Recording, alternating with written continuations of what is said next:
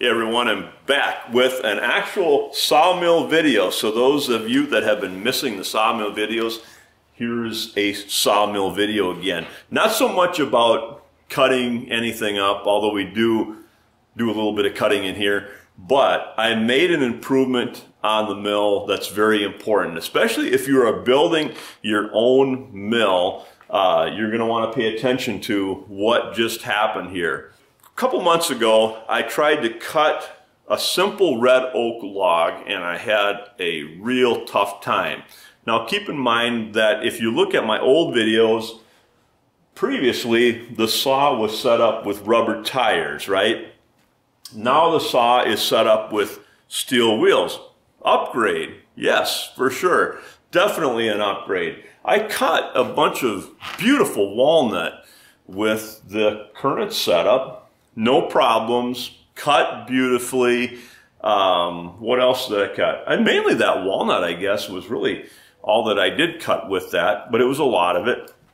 I put this red oak up on the mill and right away, right out of the chute, had all kinds of trouble. Dipping and diving, and I'm like, what's going on? I made adjustments to my blade guides and so on, and you couldn't get it figured out. And then it dawned on me that, you know, when I felt the blade afterwards, in spite of putting on lubricant and whatever, and I used diesel oil, okay, I'm not environmentally friendly.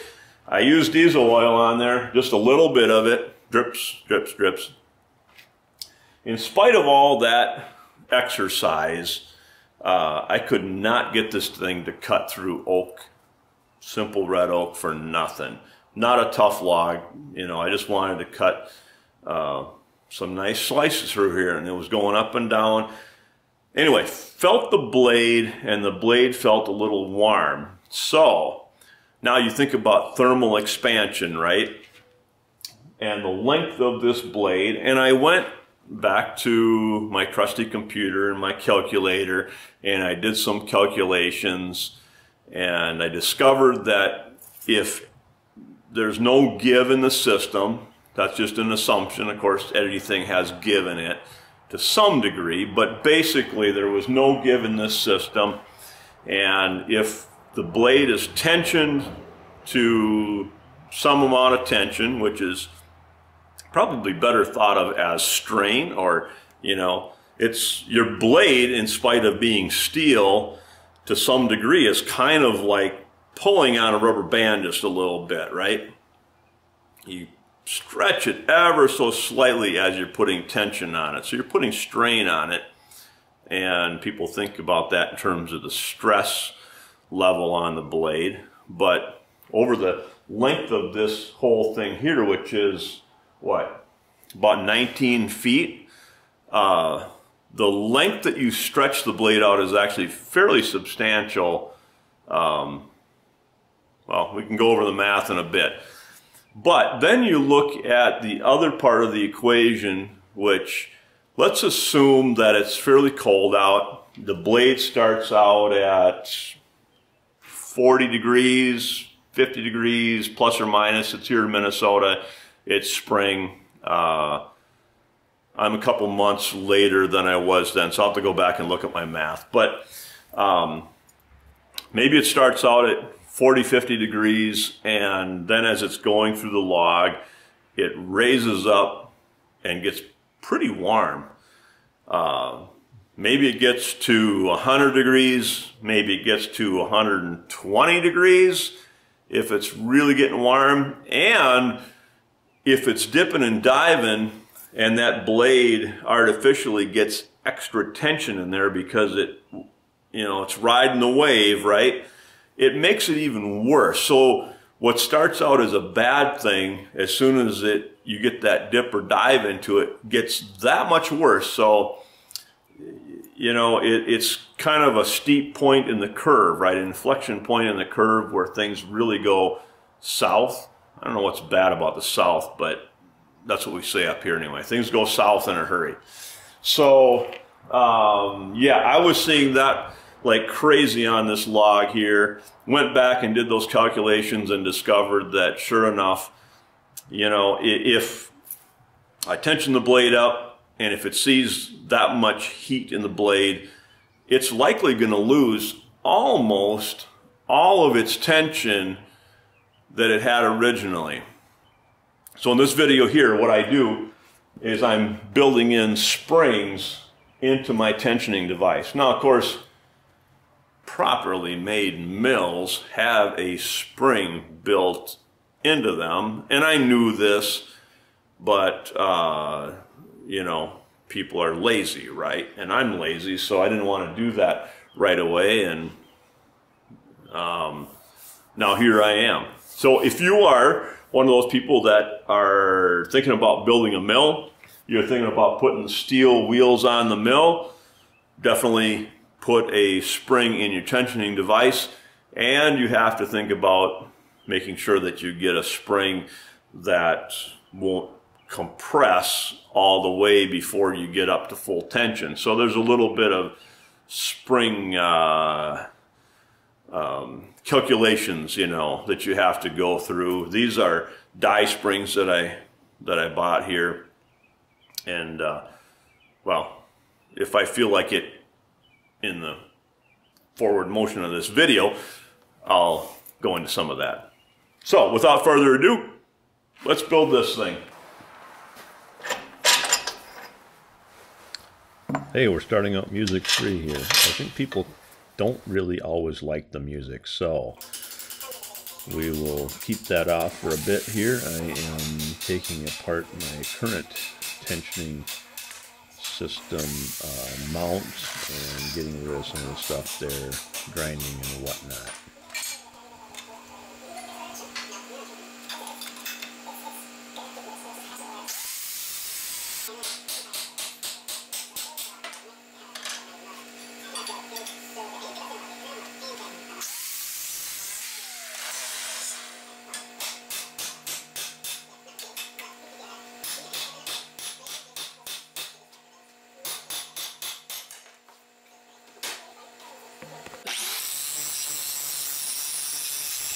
Now just finishing up grinding and smoothing the second one out, and now we are ready to continue on with making a little piece there that's going to go inside of the spring. So I got a little piece of pipe, grinding a little angle on there so I can put some weld in.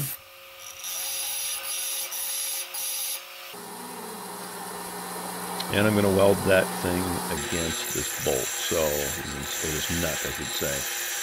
So we're trying to a little chamfer on that nut as well, and then we'll match the two up right there, and that's where the weld is going to go in. I don't know if this trick really worked very well. I was trying to use a little bit of cardboard or paper between the pipe and the bolt on both ends to try and make everything nice and even. Seems like it wasn't perfect, but then weld tends to pull things a little bit. I am definitely not a welding expert, don't you know, but we'll get her done here.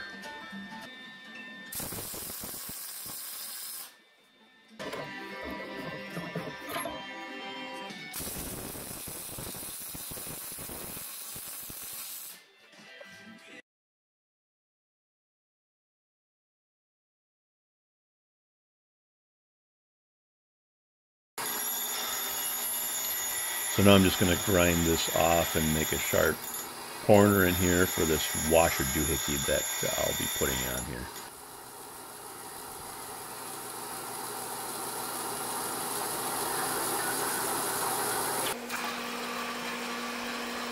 And since I didn't have the right size washer doohickey, I've got to make one.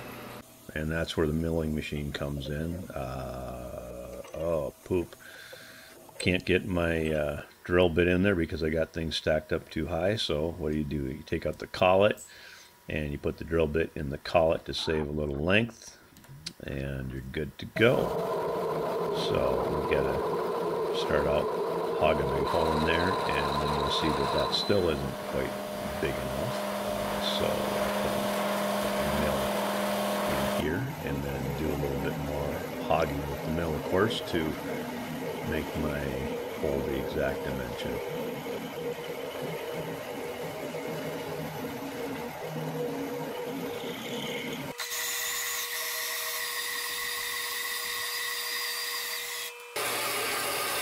And now to just cut these guys off, and I'll end up with washers.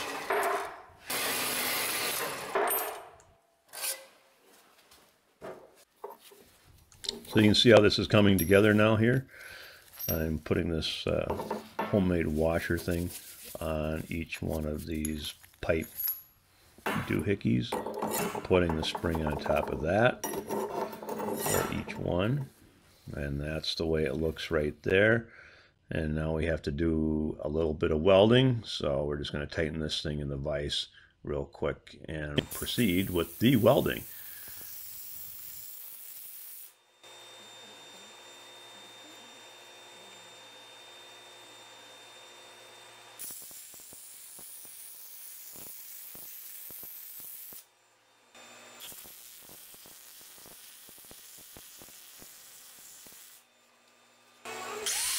The pipes have to be shorter than the spring after it's compressed, so that's what I'm doing right here. I'm cutting off those pipes so they'll sit inside the spring as a guide, but they're not going to be preventing me from compressing that spring all the way.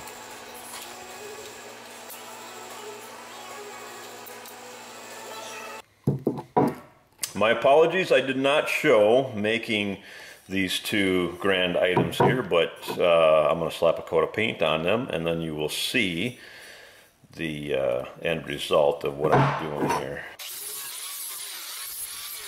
I'm just going to clean up a couple little welding burrs here before cleaning up and painting. Okay.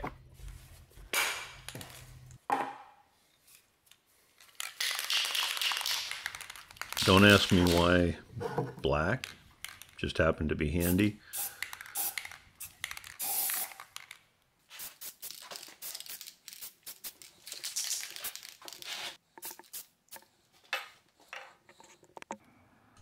And finally putting it all together, so you can see that on the end of my hydraulic cylinders is where I have that pipe and nut and washer doohickey, and I'm just poking that into that other tube with my mount on it, and I'm gonna attach that back up to the sawmill frame if I can get it turned around right here.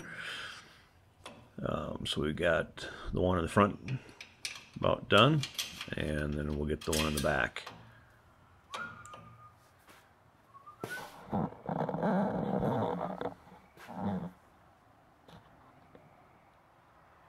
Okay, so this is what we want to see right here. Spring action as that goes in there.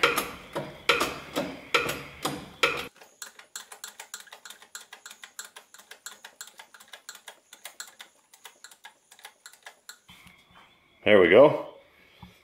Something like that. I'll let it back out now again. It's been a long time since I cut on this log here. So this was a good test because no spring, this didn't work, and we're going to find out very shortly if the springs made a difference. So here we go.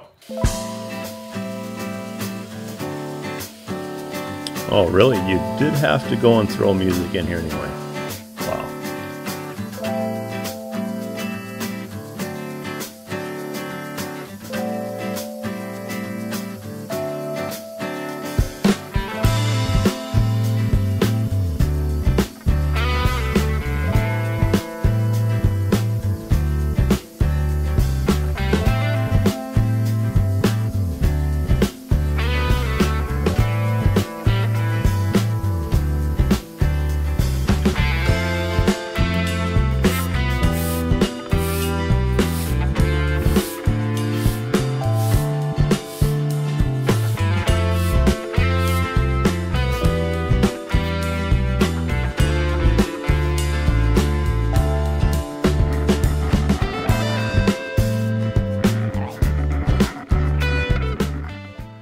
check this out and see how it is. Friends, I could not be more pleased with how this turned out. You see, I put my trusty aluminum angle on here just to check flatness, and it is flat as a pancake. Beautiful. Absolutely beautiful. I can't believe that this worked as great as I had hoped. This is better than hope, because when I cut this, or before I cut it, you saw that clip where I was looking at it wondering if it was going to work or not. That was in fact the truth. I had no idea at that point if it was going to work, and literally here we are a couple minutes later with the saw back off again, analyzing the results, and they look pretty good. So of course, one data point does not a trend make, like Yoda might say, but I have many data points of failure on this log, even though I've only cut down a few inches on it. And the fact that this cut right through is really impressive. So anyway, this there's the springs again. You saw the rest of the video, how they're made. If you are going to make a sawmill, band mill, and especially if you're going to have the steel wheels in there, I would highly suggest that you have some sort of a spring mechanism in your tensioning device, so that if you have thermal expansion in the blade, that thermal expansion, especially on a very long blade like this, or whatever the size is, you're going to lose some. You're going to lose some tension. It actually stretches the blade when you put tension on it, but then with thermal expansion you lose a lot, and especially in this oak here, you can really lose a lot of blade tension due to thermal expansion. I think the theory seems to all work and make sense here. Anyway, the other thing that I did, which I think maybe made a minor bit of difference, but certainly wasn't the reason for success here, is I did put different pressure gauges on my hydraulic device, my hydraulic pump for tensioning. I was going up to 1,000 psi and then going a little bit beyond the range of the gauge on the other one, because I knew I needed to be around this 1,200 psi to get the right blade tension. Here I can see 1,200, so I know exactly where I'm at. I can almost guarantee you that did not make the difference. Some people might say it did, but I was so close to that same number that I really don't think it made a difference. It's just a matter of degrees. This was a step change here in performance, so very pleased. And I think that's about a wrap for this video. I'm going to cut some more lumber here. Some slabs, maybe some pieces for a mantle or whatever, something here. So let's see what happens.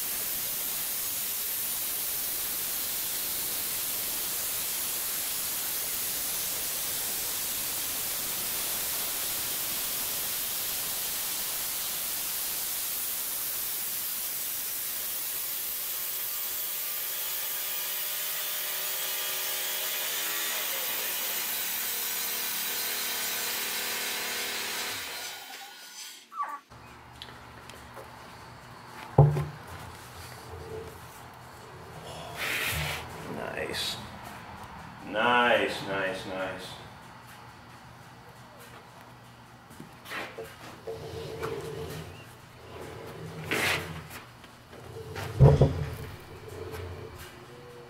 Beautiful.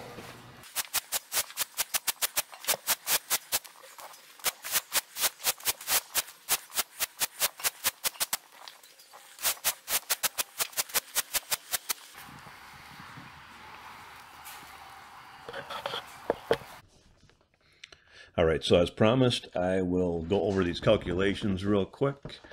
So on this side here, right here, I've got my blade length, which in my case was 236 inches total. And then I'm doing a couple of estimates, and these obviously could be plus or minus. Let's start out at 120 here. But I've got my starting temperature, which was pretty cold out, and I've got the resulting temperature after I started going through the cut and felt the blade. I think this is certainly well within the realm of possibility, and if you subtract the two, you end up with this kind of a temperature rise here. So in this case, 88 degrees, quite a temperature rise actually. Then what we need is the coefficient of thermal expansion, and that number is basically 6 times 10 to the minus 6. So you move the decimal place over from the right side of the 6 times, and skip over this one, and we can go down here to an estimate of the expansion per this total 236 inch blade length.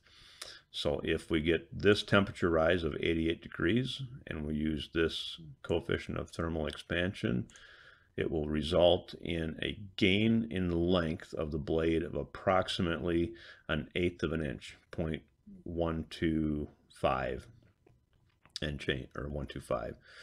The calculation for that, of course, is right down here on the bottom. Thermal expansion equals temperature rise times the coefficient of thermal expansion times the blade length. Just make sure that you're using all like units when you do the calculation. If you look this up on Google, a lot of it will be in metric, and that's fine. I'm just showing this one here. Then let's go over to the other side here, and Young's modulus for steel is about 29 million. And that's basically the rise over the run on the tensile curve before the yield. And then you have my blade tension of 30,000 psi. And I arrive at this number because I have done some other work and calculations in the past that let me know approximately where I'm at based on my hydraulic pressure setting on my tensioning device. So I was about at 30,000 psi, of course, give or take. I mean, it could be, 28,000, it could be 34,000, and all these numbers can vary a little bit, but the idea is just to show ballpark numbers here anyway. Then if we go down here, we are looking at the total blade elongation after applying this sort of tension. So you're really, you're stretching your blade out, and under 30,000 psi, I have applied approximately a 1/4 inch of elongation to that 236 inch blade. So you stretch it out quite a bit. Remember that when you're really pulling on your tape measure, right? Well, don't really have to worry about that because you have to pull pretty hard. That's a lot of force there. Then we go down here to this final answer, and this is kind of where the rubber meets the road for today. This tension after thermal expansion. So this number is basically saying that, okay, I tensioned the blade to 30,000 psi. I stretched it out by about this much, but then since I lost almost half of that elongation, or I gained length in the blade, right? And since I gained length, it would take away from my tension, which would leave me with a lower PSI tension in the blade. So these numbers say that I lost about half of the blade tension. Now, I think that the 120 temperature at the end is actually a bit conservative because there's a time factor from me being at the controls to feeling this and feeling how hot it is.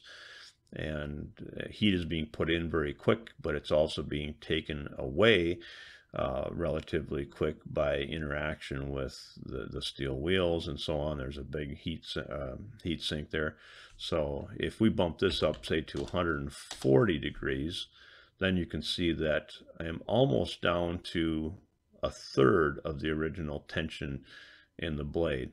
So this is quite a difference, and I think that the math works here, and also the fix that you just saw me apply kind of proves out as well what was going on here, and everything kind of makes sense. So let's see, I didn't go over the blade, the calculation for blade elongation from tension, but that's down here. So your blade elongation from tension equals the blade tension in PSI divided by Young's modulus times the blade length in inches, again, using you know, inches and feet and PSI and all those kind of units.